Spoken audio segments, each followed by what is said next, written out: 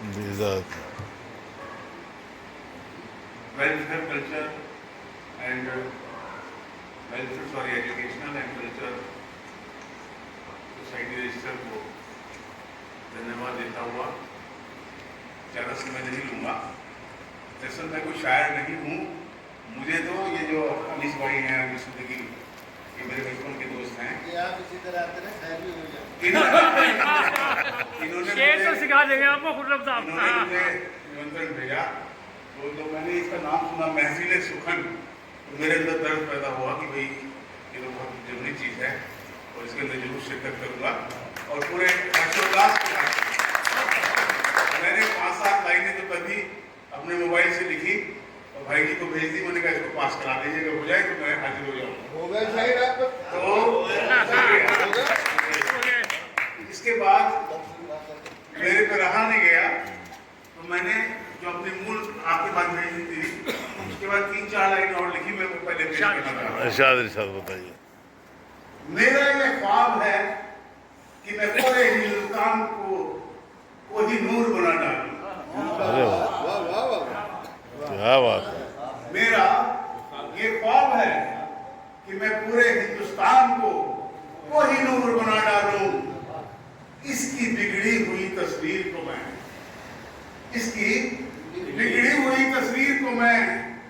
कुछ इस तरह सवार दूं। इसकी बिगड़ी हुई तस्वीर को मैं कुछ इस तरह सवार दूं कि पहले की तरह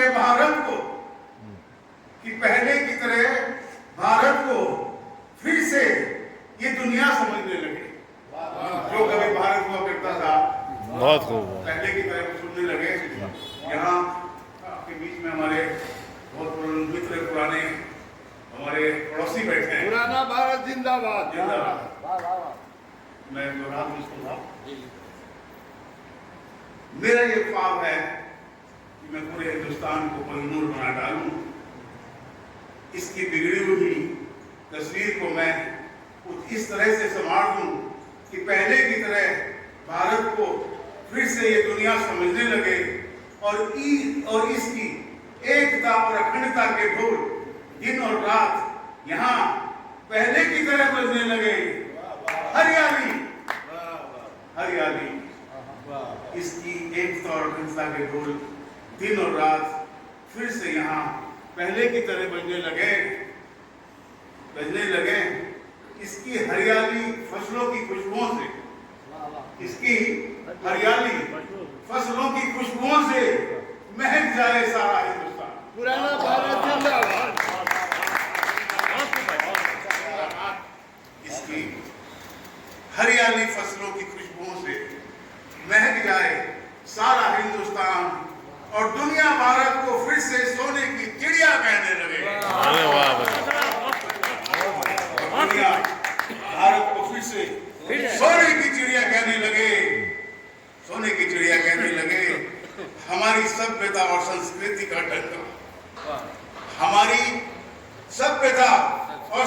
का डंका फिर से ऐसा बजाया जाएगा।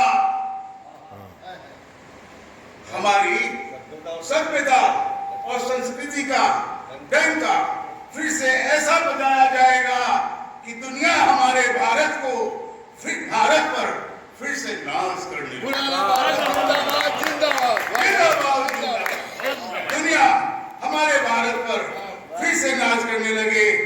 मेरा तो यही ख्वाब है कि मैं हिंदुस्तान को फिर से कोहिनूर बना डालूं। बहुत बहुत धन्यवाद। इधर 4 पंक्तियां जिन्होंने मेरे को पंप करके लिखवा दिया। लेकिन जो मेरी मूल है महफिल सुकून के लिए मैंने अंसारी साहब 2-4 लाइनें लिखी है। अगर इजाजत हो तो मैं बैठ के बोलूँगा। बुरा हो गया हूँ, थोड़ा सांस बैठ के बोल। ठीक है, बोल। और मेडिकल उसमें ये बोला जाता है कि आप पानी ज्यादा साफ पीजिए, हार्डनेस जो है 50 लो रखना शुरू किया है। ऐसा नहीं है, अभी 25 इयर्स बैक जो है कोई ऐसा फिल्ट्रेशन सिस्टम का वो नहीं था। बहुत सारे रिपोर्ट्स ये शो करते हैं कि बोन मैरो वगैरह टेस्ट में धीरे धीरे कम होता जा रहा है। जो हम हार्डनेस इतना कम करके पीते हैं वो ठीक नहीं है। वो भी ये आ जाएगा एक बार जी। तो अभी अभी ठीक है, जो प्रचलन में है लोग सब प्यूरिफाइंग वो अपना apparatus लगाते हैं, साफ करते हैं। आपकी ओर से उन लोगों को जागरूक करने के लिए भी तो कोई अभियान होना चाहिए ना कि अब उन लोगों ने तो अपनी पॉपुलैरिटी कर दी शुरू कि आप ये प्यूरिफाई लगाइए, आप ये लगाइए, वो लगाइए। निगम की ओर से ऐसा क्या हो रहा है कि उनका जो एक मानसिकता जो लोगों में डर बना होता है, उस डर से हटने के लिए आपकी ओर से क्या होगा?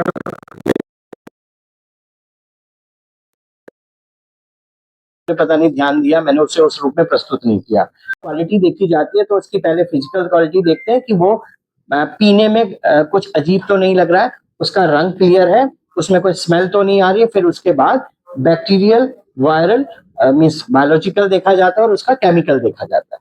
तो केमिकल में होता है कि उसमें कितना लेड आ रहा है, कितनी बाकी फास्फोरस आ रहा है, कितना ऐसी चीजें आ रही है जो शरीर के लिए हानिकारक होती है। एक तो वो देख लेते हैं, वो ऐसा सहारनपुर के पानी में नहीं आ रहा है।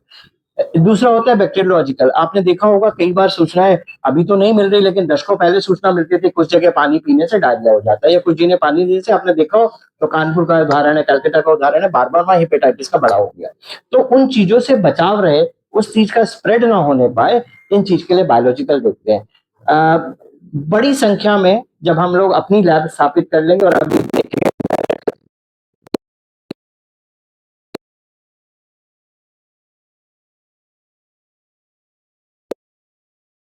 हम एक बायोकेमिस्ट रखना है, हम चाहते हैं कि एक बायोकेमिस्ट लगातार वहां काम करे। अगर वो लगातार काम कर रहे हैं, आप समझिए कितने सैंपल मैं खुद करा सकता हूँ, जिसकी मेरी कोई कॉस्टिंग नहीं है, लेकिन पेयजल को शुद्ध पहुंचाने की दिशा में एक कारगर कदम होगा। तो हम लोग इसको भी करने जा रहे हैं। सर इसी में ऐड करना चाहते हैं कि IIT रुड़की से अभी 4 स्थलों के सैंपल हमने भेजे थे। 17 आपने देखा होगा, हीट वेव जब आती है, बहुत गर्मी होती है, जब चढ़ाए होते हैं वहां पर वाहन चालकों को या लोगों को खड़ा होना पड़ता है, तो बहुत गर्मी का सामना करना पड़ता है, क्योंकि कई बार 2 मिनट 3 मिनट का वेटिंग टाइम भी होता है। तो हम लोग विभिन्न जितने भी मुख्य चौराहे हैं सब पर ग्रीन नेट लगाकर शेडेड एरिया बनाएंगे, साथ साथ मिस्ट स्प्रे सिस्टम लगाएंगे जिससे पानी का स्प्रे होता रहे। आपको क्योंकि देखना था, हमने अपना बाहर अभी आपके लिए लगा के रखा है कि कैसा लगा हुआ, हटा दिया था। अच्छा, हमने अभी डेमो लिया था, अपने बाहर लगाकर डेमो लिया था, सिर्फ यहाँ लगा नहीं रहे, डेमो लिया था। तो अब अभी देखेंगे हफ्ते के बाद हमारी पूरी तैयारी रहेगी, क्योंकि हीट वेव लगभग मिड ऑफ मई से लेकर जून एंड तक रहती है। तो उस दौरान हमारी पूरी तैयारी रहेगी कि हम लोग ग्रीन शेड लगाएं, साथ में मिस्ट स्प्रे सिस्टम लगाएं।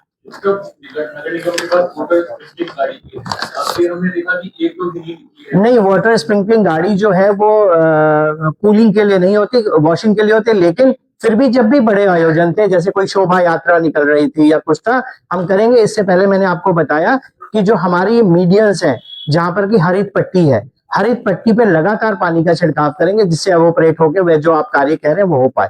क्योंकि सड़कें काफी गर्म हो जाती है और जैसे पानी गिरते एकदम एवोपरेट हो जाता है। लेकिन जब मिट्टी और पौधा लगा होता है, वो पानी को देर तक संचित करता है और धीरे धीरे करके अपने पत्तों के माध्यम से एवोपरेट करता है।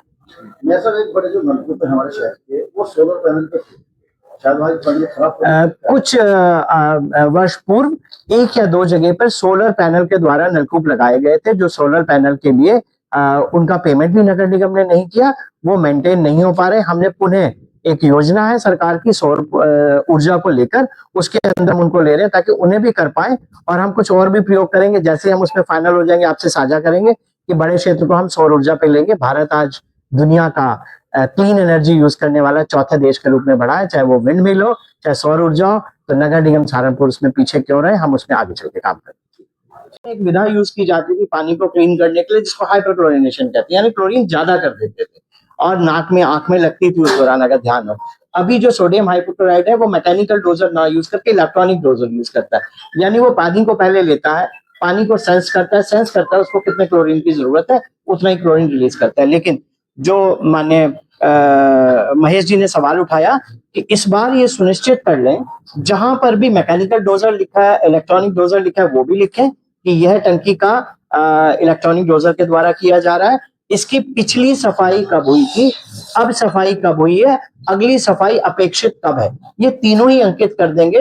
तो जो सजग नागरिक हैं उनको भी ध्यान रहेगा कि सफाई हुई या नहीं। जब सफाई होगी उसके गूगल फोटो लगातार लगे होने चाहिए, उसकी वीडियो रिकॉर्डिंग होनी चाहिए और होने के बाद इस पट्टिका की भी वीडियो रिकॉर्डिंग होनी चाहिए। और कोई सवाल नहीं। संबंधित एक सवाल है, पिछले वर्षों में हमारे यहाँ हर साल जो है हर क्षेत्र के सैंपल लिए जाते हैं वाटर, तो हमारे कितने सैंपल फेल हुए हैं? हमारे सैंपल अभी लास्ट 6 महीने में हमने 100 से ज्यादा स्थानों के सैंपल जल निगम ग्रामीण का लैब है उसमें टेस्ट करवाए हैं, और उसमें से 5-7 हमें जो याद आ रहा है, 5-7 जगह इकोलाई कॉलीफॉर्म जो है वो ज्यादा था।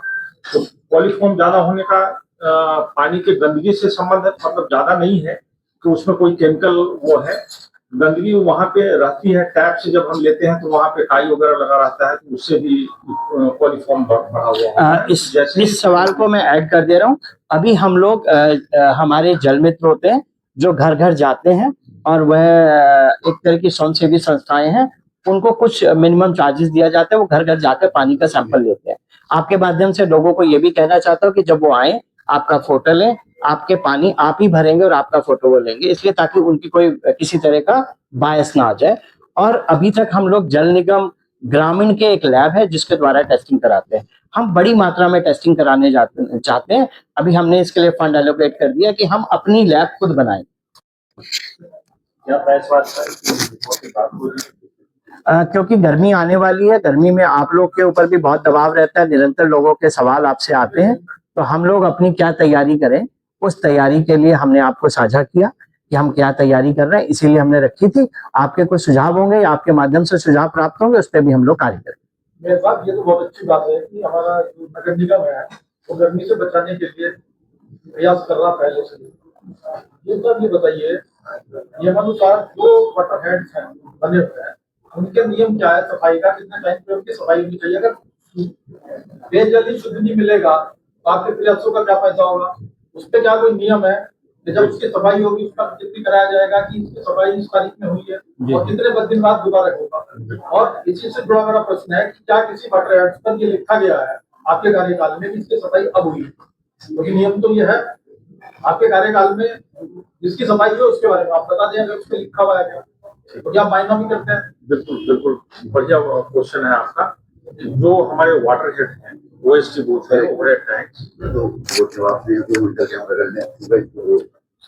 वो देंगे उनसे पूछा ना सवाल इसलिए। सर वो तो आप ही बता दीजिए। सर आप ही बता दीजिए। नहीं, वो उनको टेक्निकली उनको पता होगा ना कब वो है। ये देखिए कई बार ठीक है।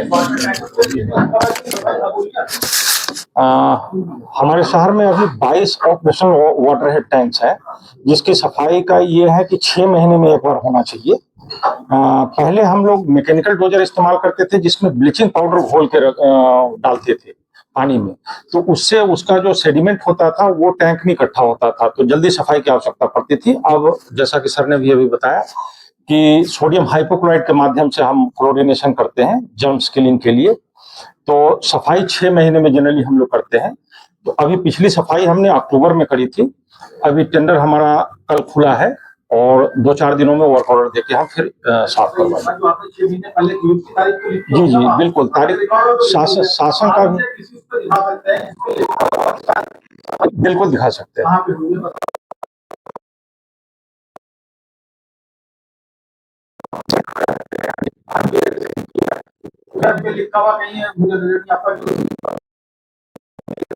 उस पर लिखा रहता है। इस बार शासनादेश ये भी आया एक जी आपको ज्यादा नजर आता होगा, चलते आप दिखा देंगे। अगर बाई चांस अगर नहीं दिखा गया तो क्लियर रूप से अंकित कर और अंकित करने के बाद उसका गूगल फोटो लेकर अपने रिकॉर्ड के लिए आगे से सुरक्षित करें। ये बहुत अच्छा सुझाव है। और जब हम छोटे थे बचपन में तब भी हमें लिखा हुआ दिखाई देता था। अभी जो सिस्टम है, पहले हाइपरक्लोरिनेशन का एक सिस्टम होता था जिसमें क्लोरीन ज्यादा डालकर, आपने देखा होगा पहले जमाने में कहते थे हम लोग आंख में लाल हो गया भैया आज टंकी में क्लोरीन डाला, ऐसा देखते होंगे आप। नमस्कार, आज नगर निगम में सभी मीडिया से जुड़े बंधु, चाहे वह प्रिंट मीडिया हो, इलेक्ट्रॉनिक मीडिया हो, यूट्यूब हो, सबका आज आप लोग को संवाद के लिए, आपके दर्शन करने के लिए यहाँ बुलाया है। आप सबका बहुत बहुत स्वागत। ग्रीष्म ऋतु के दृष्टिगत नगर निगम सहारनपुर द्वारा कराए जाने वाले कार्यों को आज आपसे साझा किया। नगर निगम सहारनपुर में पिछली जनगणना के अनुसार 8,90,000 लोग रहते थे। आज की जनगणना अभी जारी है, आपको मालूम है, लेकिन हमें अनुमान है कि 10 लाख से ज्यादा लोग इस महानगर में निवास करते हैं। उनको नगर निगम सहारनपुर लगातार 127 35 एचपी के ट्यूबवेल और 125 15 एचपी के ट्यूबवेल के माध्यम से जल की आपूर्ति करता है। इस समय जितनी जल की डिमांड है और जितनी आपूर्ति है उसमें कोई मिसमैच नहीं है। आपूर्ति अभी हमारे पास ज्यादा है। एक विषय ये, हम लोगों ने अपनी ओर से शुद्ध पेयजल सब लोगों को मिले इस दिशा में प्रयास किए हैं। इस क्रम में काशीराम योजना, 2 काशीराम योजना है, दिल्ली रोड और पेपर मिल रोड, दोनों में हम लोगों ने 6,000 लीटर पर आर के 2 आरओ प्लांट स्थापित किए, जहां पर वहां पर रहने वाले आर्थिक रूप से कम संपन्न लोगों को भी शुद्ध पेयजल मिल पाए। सार्वजनिक स्थलों पर, सार्वजनिक कार्यक्रमों में, धार्मिक आयोजनों में, विभिन्न कार्यक्रमों में जब संख्या ज्यादा इकट्ठी होती है, टैंकर के माध्यम से हमें पानी देना होता है। तो हम लोगों ने अपने जो एमएस के टैंकर थे उनको यह संकल्प लिया है कि सबको स्टेनलेस स्टील में कन्वर्ट करेंगे। 15 नग स्टेनलेस स्टील के टैंकर नगर निगम सहारनपुर ने क्रय किए हैं और उनकी जो जल की आपूर्ति हो वो भी शुद्ध पेयजल हो। इसके लिए 3,000 लीटर पर आर का 6,000 लीटर पर आर के 2 आरओ प्लांट को स्थापित कर रहे हैं, एक मातागढ़ पानी टंकी परिसर में और एक हकीकत नगर पानी टंकी परिसर में, ताकि वो टैंकर के माध्यम से भी जो जल जाए वह जल शुद्ध पेयजल हो जो आरओ के द्वारा फिल किया गया है। लगातार कई बार बोर को फेल होने का, पानी के चूहे नीचे जाने की ये सूचनाएं मिलती है। हमारी पूरी तैयारी है। आप लोगों के माध्यम से एक चीज और साझा करना जा रहा हूं। नगर निगम सहारनपुर लगभग अब फाइनल फेज में है, जिसमें एक सिस्टम होता है जिसको स्काडा कहते हैं, जिसमें लगातार continuous monitoring of supply demand किया जाता है। साथ साथ क्लोरिनेशन की आवश्यकता को भी उसके द्वारा पूर्ति किया जाता है और उसकी एक सेंटर मॉनिटरिंग आप एक जगह बैठ के कर सकते हैं। सारे के सारे हमारे पंप जल्दी ही आप आने वाले वर्ष में देखेंगे स्काडा के द्वारा गवर्न होंगे। उसकी जरूरत खाली ये है, इसलिए है क्योंकि आप देख रहे हैं दुनिया के अनेक देश, चाहे वो साउथ अफ्रीका का केप टाउन हो या अभी भारत का ही बैंगलोर हो, जिसमें पानी की कमी हो गई थी, जहां एक और हमारा दायित्व है कि पानी की आपूर्ति ठीक हो, वहीं दूसरी ओर आप सबके माध्यम से, आप सबके सहयोग से पानी के अपव्यय को, मिसयूज को भी हम रोकें, इस दिशा में भी काम करना है। इसके लिए हमने हमारा सीवेज ट्रीटमेंट प्लांट है जो वहां पर एक अंडरग्राउंड टैंक की स्थापना कर रहे हैं, जिसके द्वारा चाहे वह कार वॉशिंग हो, निर्माण की साइट हो या उद्यान हो या पार्कों में जल का छिड़काव हो, उसको हम वहां से पानी दे पाए और पानी का रीयूज हो पाए, जिससे पानी का अपव्यय रुके। इस दिशा में भी हम लोग काम कर रहे हैं। जहां पर ज्यादा राहगीर आते हैं, सार्वजनिक स्थल है, शासकीय कार्यालय है, विद्यालय है, मंदिर है, 40 हमारे ऑलरेडी वाटर कूलर काम करते हैं, जिनका 3 वर्ष के लिए अनुबंध कर ऑपरेशन एंड मेंटेनेंस हमने दिया है, एएमसी हमने दिया है, ताकि वो सुचारू रूप से चलते रहें। 15 नए वाटर कूलर भी हम लोग विभिन्न स्थानों पर स्थापित करने जा रहे हैं। उद्देश्य रहेगा कि जहां पर ज्यादा लोग उसका उपयोग कर पाए वह किए जाए। इसी क्रम में अभी 2 वाटर कूलर अभी हम लोग ने, माननीय मुख्यमंत्री जी ने स्वच्छ सरोवर झारवीर गोगा जी के शक्ति स्थल पर लोकार्पण किया था, वहां पर स्थापित किया। वहां निरंतर श्रद्धालुओं की संख्या बढ़ रही है और वह क्षेत्र भी विरासत और पौराणिक क्षेत्र के रूप में डेवलप होकर आगे निकल रहा है, तेजी से बढ़ रहा है, क्योंकि एक तरफ नदी का घाट है जहां पर विभिन्न आयोजन होते रहे, पूजा सबसे बड़ा आयोजन, और भी आयोजन होते रहे, और वह क्षेत्र भी विकसित हो रहा है, तो वहां पर भी किए हैं। इसके अलावा हम 500 लीटर के 10 वाटर रिजर्वायर या फैब्रिकेटेड प्याऊ जिसको बोलेंगे, फैब्रिकेट कराकर प्याऊ 10 अभी हमने ऑर्डर किया, उनको भी विभिन्न स्थानों पर स्थापित करेंगे। अगर हमें जरूरत होगी और प्याऊ लगाने की तो हम लोग इसके लिए पूरी तरह से तैयार हैं कि एक तरह के मेटल के बने हुए प्याऊ जिसकी कैपेसिटी 500 लीटर हो, उनको हम दें। जितने भी हमारे वाटर कूलर होते हैं सब पर आरओ लगा होता है, और वह शुद्ध पेयजल देते हैं। इसके अलावा बार बार आप लोग के द्वारा भी ये चिंता जाहिर की जाती है, क्योंकि अनेक जगह सूचनाएं भी प्राप्त होती हैं कि कई बार पेयजल की शुद्धता में कमी आती है। नगर निगम सहारनपुर वाटर टेस्टिंग की अपनी ही लैब 2 से 3 हफ्ते में स्थापित कर देगा। स्थापित हो चुकी है, उसमें ह्यूमन रिसोर्सेज डिप्लॉय हो रहे हैं। ऐसा हो जाने पर हम जगह जगह से और लोगों के माध्यम से भी अगर हमें जल प्राप्त होगा, हम उसकी तुरंत टेस्टिंग करके जल्दी से जल्दी उसका डाटा मेंटेन करेंगे कि कहीं भी कोई चक्र टूटने ना पाए और हमारे नागरिकों को किसी भी तरह की तकलीफ ना हो। मेरे साहब ये जो लगते हैं हमेशा कूलर जो लगते हैं, कभी कभी लगाने के बाद कोई ध्यान नहीं देते, वो खराब हो जाते हैं। तो इसके लिए कोई टीम बनाई जाएगी जो हफ्ते 15 दिन में उसकी मैंने बताया इन कूलर की 3 वर्ष के लिए एनुअल मेंटेनेंस कॉन्ट्रैक्ट का अनुबंध कर दिया, यानी उनका काम ही लगातार इनको ठीक करना है। उसमें कोई अलग से ऑर्डर जारी होना, ठीक करना है, पैसा आवंटित करने, सब काम खत्म। वो 3 साल के लिए एनुअल मेंटेनेंस कॉन्ट्रैक्ट में है। कोई भी चीज नुकसान हो जाएगी, उनको 24 घंटे से पहले ठीक करना है। सिर्फ उनको कॉल करना है हमने और वो ठीक करेंगे, ठीक करके हमें रिपोर्ट करेंगे, ठीक कर देंगे। तो उनको कॉल करने के लिए कोई टोल फ्री हाँ, हमें ही बताएंगे, हम लोग करेंगे, हमारे टोल फ्री पे।